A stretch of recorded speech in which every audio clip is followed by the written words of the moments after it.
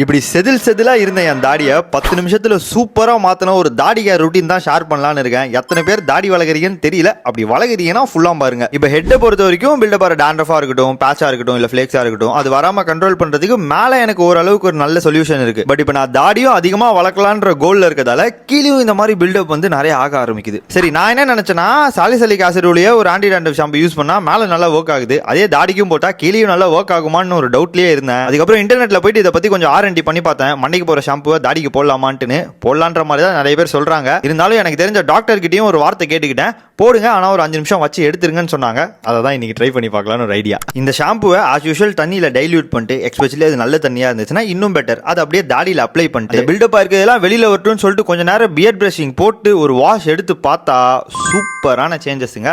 நீங்களே பார்க்கும்போது தெரியும். எஸ்பெஷலி அந்த தவடா கீழே பில்டப் இந்த விஷயங்கள்லாம் நல்லாவே கிளியர் ஆயிருக்கு. இது அப்படியே நான் எப்பப்பெல்லாம் என்னோட ஹெட்டை வாஷ் பண்றேனோ அப்பப்பெல்லாம் பேடியும் சேர்த்து வாஷ் பண்ணி பார்த்தேன்.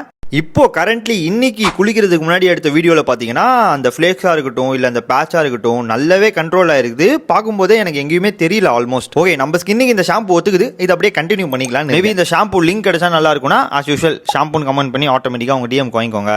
ப்ரோ, தாடிக்கெல்லாம் தனி டைம் ஸ்பெண்ட் பண்ணுமா ப்ரோ அப்படின்னு கேட்டேன்னா பண்ணி தான் தலைவா ஆகணும், வளர்க்கணும்னு நினச்சா. நீங்களே யோசிச்சு பாருங்களேன், நம்ம சாப்பிட்றது, நம்ம பல் தேய்ச்சிட்டு புஷக்னு துப்புறோம், மூஞ்ச கழுவிட்டு புஷக்னு துப்புறோம், எல்லாம் தண்ணியும் தாடி வழியாக தான் டிராவல் ஆகிட்டு போகுது. அந்த இடம் அதிகமாக வளர இந்த மாதிரி நிறைய பிரச்சனைகள் வரும். பட் ப்ராப்பரா பியர்ட் கோமிங், பியர்ட் பிரஷிங், இந்த மாதிரி வாஷ், இது எல்லாத்தையும் கம்பைன் பண்ணா நல்ல கிளீனா இருக்கும், நல்ல ஜாலியா வளர்த்து சுத்தலாம்.